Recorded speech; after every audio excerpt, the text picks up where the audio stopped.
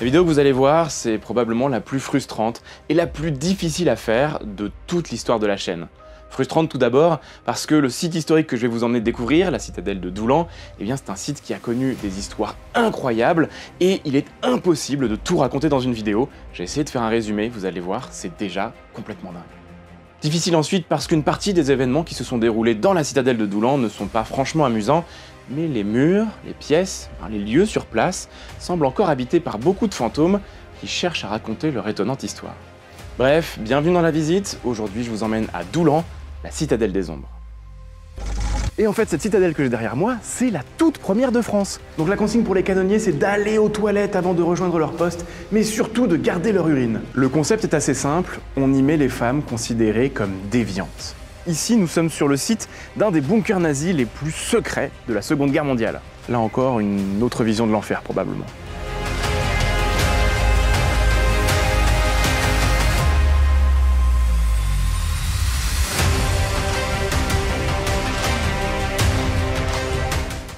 Voilà, donc j'espère que vous êtes prêts pour ce petit voyage dans le temps. On commence tout de suite avec la fondation de la première citadelle au XVIe siècle. À ce moment-là, le roi de France François Ier se dit que, quand même, sa frontière avec l'Espagne, elle est très mal défendue, donc il va construire une série de citadelles pour la défendre. Et en fait, cette citadelle que j'ai derrière moi, c'est la toute première de France. Mais là, normalement, vous devez vous dire un truc du style « Attends, je suis nul en géo, mais la frontière de l'Espagne, en Picardie ?» Je suis pas sûr, hein. En fait, à cette époque, l'Europe est pleine de grandes puissances qui se tirent la bourre pour savoir qui est la meilleure. Et les Espagnols représentent une des plus grandes menaces pour la France, notamment parce qu'ils possèdent une partie de l'Europe du Nord et les Pays-Bas. Et donc, même si ça vous semble bizarre, à l'époque, la frontière avec les territoires espagnols, elle est du côté d'Amiens, du moins au nord, parce qu'il y a toujours l'Espagne du Sud, évidemment. Bon, le plus simple, c'est quand même que je vous y emmène, c'est en bas. Donc on construit des immenses tunnels qu'on appelle des galeries de contre-mines, et à intervalles réguliers, on met des casemates à canon. Par-dessus, on colle des murailles et de la terre, et hop, une citadelle avec des bastions et des postes de tir. Bon, d'ailleurs, l'ambiance à l'époque devait pas être folle, il y avait quasiment pas de lumière, comme vous pouvez le constater. Là, je suis dans un poste de tir d'artillerie, et normalement, vous voyez rien. Voilà, un peu de lumière par là, quand même. Et même s'il y a des aérations, les canonniers finissent rapidement sourds. Ils sont envahis par la chaleur et la fumée des canons qui détonnent dans des espaces qui sont particulièrement réduits. D'ailleurs, amusante anecdote, à l'époque, on conseillait aux canonniers, aux artilleurs, d'aller aux toilettes avant de rejoindre leur poste parce que dans les espaces confinés, la déflagration est tellement importante qu'ils risquaient de se faire dessus. Voilà. En revanche, on leur demandait de garder leur urine, très important. Tout simplement parce qu'en emportant l'urine avec soi, on peut refroidir les canons et ainsi ne pas gâcher de l'eau. Voilà, début de vidéo, première anecdote, et tout de suite ça parle de pisser sur des canons, l'ambiance est parfaite. Donc je vous laisse deviner évidemment avec l'enfermement, le manque de lumière, la chaleur des canons, le bruit absolument atroce, la fumée de la poudre, parce que voilà, ça fait de la fumée même avec la ventilation qui est juste au-dessus de moi d'ailleurs, plus l'odeur d'urine, hein, parce que voilà, ça devait être vraiment... voilà, pas très rigolo d'être artilleur ici. Et puis à la fin du XVIe siècle, Henri IV récupère l'endroit et se dit « Bon, c'est un peu petit, on va l'agrandir ». Et Louis XIV, qui a récupéré l'endroit à la fin du XVIIe siècle, se dit « Bon, c'est un peu petit, on va l'agrandir ce machin ». Et d'une petite citadelle et quelques bastions de départ, on arrive sur un grand édifice en étoile comme ceux que le célèbre Vauban rendra célèbre. Mais à l'époque, c'est le précurseur de Vauban qui fait les améliorations de celui-ci. C'était une innovation complètement inédite, et le célèbre Vauban, il a probablement jamais foutu les pieds ici, mais il s'en est peut-être inspiré. Le problème de ce grand machin là derrière, c'est qu'on sait pas toujours quoi en faire. Parce que si je garde pas mon téléphone en main, vous vous en rendez mieux compte, c'est immense en fait. Actuellement, ça fait environ 30 hectares. Selon certaines périodes, ça a été jusqu'à 50 hectares. Et les murs font 15 mètres de haut.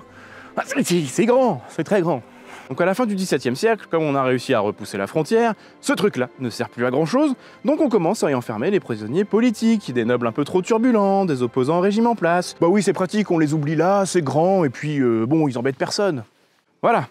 On a passé toute la partie un peu drôle, ça va être ça pendant tout le XVIIIe siècle, et maintenant je vais prendre une voix un peu plus grave et un ton sérieux, parce qu'on va attaquer la face un peu sombre de cette citadelle.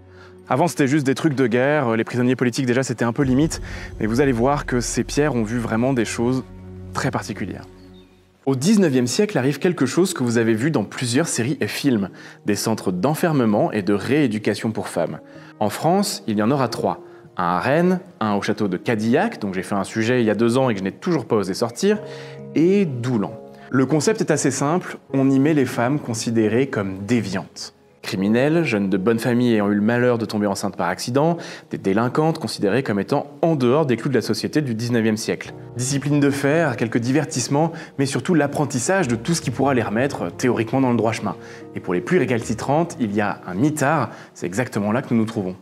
Petite cellule isolée, grande porte en bois, bardée de métal, l'objectif est de les briser psychologiquement. Même leurs rares sorties se font dans des cours minuscules, isolées des autres. On a l'histoire d'une de ces femmes qui est restée 3 jours en camisole de force, sans pause, même pour manger ou faire ses besoins, rabaissée au niveau d'un animal, obligée de manger à même le sol avec sa bouche. Voilà, je fais souvent des blagues sur le 19e siècle, et ça manie des clichés historiques. Il ne faut pas oublier que le 19e siècle, eh bien, c'est ça aussi, malheureusement.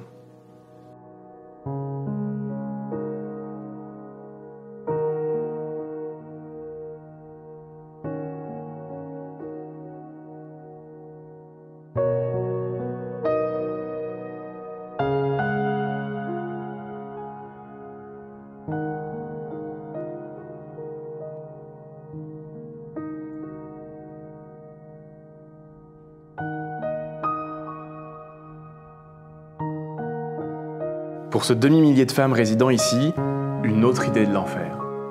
Là-dessus arrive la Première Guerre et il faut se dire que le front et les tranchées, ce n'est qu'à 30 km d'ici. Les Français transforment donc rapidement l'endroit en hôpital de guerre, accueillant une population de médecins, infirmières et des centaines de patients mal en point. Il sera ensuite récupéré par les Canadiens qui vont agrandir l'endroit, toujours pour un usage d'hôpital. On y fera de grandes avancées en médecine neurologique pour traiter l'obusite, affliction que l'on découvre pleinement pendant la Grande Guerre. Mais si l'obusite, à l'époque on appelait ça comme ça, aujourd'hui on parle de PTSD en anglais ou de syndrome post-traumatique en français. Mais cet hôpital étant proche du front, il est en permanence saturé. Il faut vous dire qu'en mai 17, on a plus de 12 000 patients qui passent par ici. Il y a 6 heures d'attente pour les ambulances et des centaines de patients trouveront la mort suite à leurs blessures. L'autre problème, c'est que l'hôpital est proche du front et donc il est sous la menace permanente des bombardements allemands. Il sera d'ailleurs bombardé à 2 reprises au mépris des règles de la guerre. Les Canadiens installent donc dans les anciennes galeries de contre-mines du XVIe siècle des couloirs hospitaliers en posant des brancards dans des barres de fer scellées dans le mur. Donc voilà, il faut imaginer des centaines et des centaines de mètres de couloirs comme ça, sombres, un peu humides, avec un éclairage probablement approximatif. Ici, vous avez des barres de fer qui servent à suspendre des brancards, vous voyez, c'est très... Et le couloir est pas très large, hein, ça fait 1,50 m. Donc vous avez de quoi mettre un brancard, un genre de micro-lit, et un couloir de circulation pour le personnel hospitalier. Et vous voyez que là, au sol, on a des marquages archéologiques qui, en fait, montrent des endroits où on a retrouvé des éléments, donc comme des balles, par exemple, qui ont été extraites des blessés dans les brancards, des morceaux de vêtements, des boutons de caleçon, des choses comme ça. C'est un endroit qui est vraiment très, très particulier. Les cris, les pleurs, la douleur qui se répercute contre les murs. Les balles extraites comme on peut et jetées à même le sol, qui seront retrouvées plus tard par l'archéologie. La surpopulation, les morceaux de vêtements arrachés, encore une autre facette de l'enfer. Le temps passe et nous amène à la dernière histoire un peu sombre de cette citadelle. Après la guerre d'Algérie, les harkis et leurs familles sont rapatriés en France à la hâte pour éviter de subir les représailles des populations locales. Les harkis sont les combattants algériens ayant combattu pour la France, particulièrement mal vus de leurs compatriotes. Ils sont débarqués un jour ici, à Doulan. Personne n'a prévenu les autorités civiles et pourtant ils sont là et seront logés pendant 3 ans dans cette citadelle. Vous vous souvenez quand je vous disais qu'ici, du temps de la prison pour femmes, on en logeait un demi-millier dans des conditions un peu discutables? Eh bien, les harkis seront jusqu'à 2 fois plus avec leur famille et ce n'est qu'à cause des maladies et des épidémies qui devenaient trop dures à gérer qu'on a fermé cet endroit. Là encore, une autre vision de l'enfer probablement.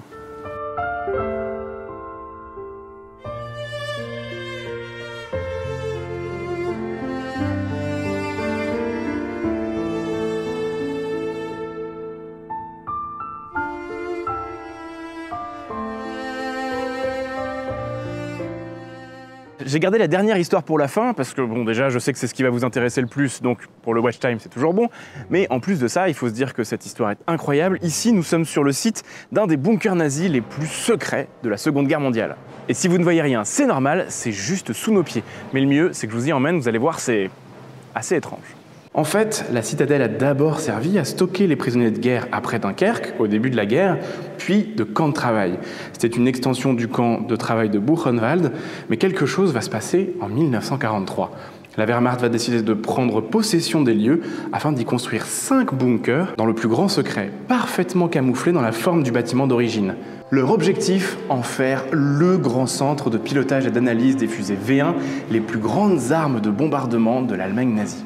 Nous sommes maintenant dans le bunker principal, on parle de 1800 mètres carrés, avec des logements pour le personnel, des salles d'études et de commandement, des espaces de vie, le tout construit pour durer, avec chauffage, ventilation et climatisation. Je sais pas si vous vous rendez compte à quel point c'est dingue d'avoir un truc pareil ici, et qui peut se visiter en plus de ça.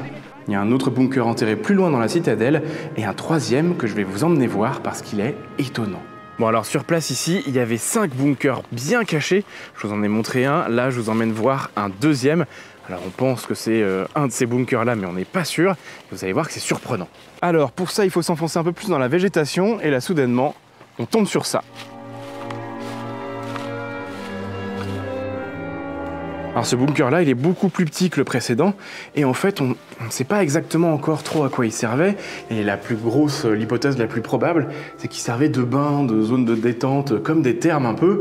Et en fait ce qui est perturbant c'est que tous ces décors que vous voyez là, ça fait beaucoup penser aux thermes antiques, les thermes romains dans l'Antiquité où les gens venaient se baigner et tout ça. Là on a un peu le même type de décor mais c'est des décors qui sont complètement fabriqués par les Allemands pendant la Seconde Guerre mondiale. Donc évidemment, ça pose plein de questions. Alors il y a des cuves, il y a des structures qui restent encore, etc.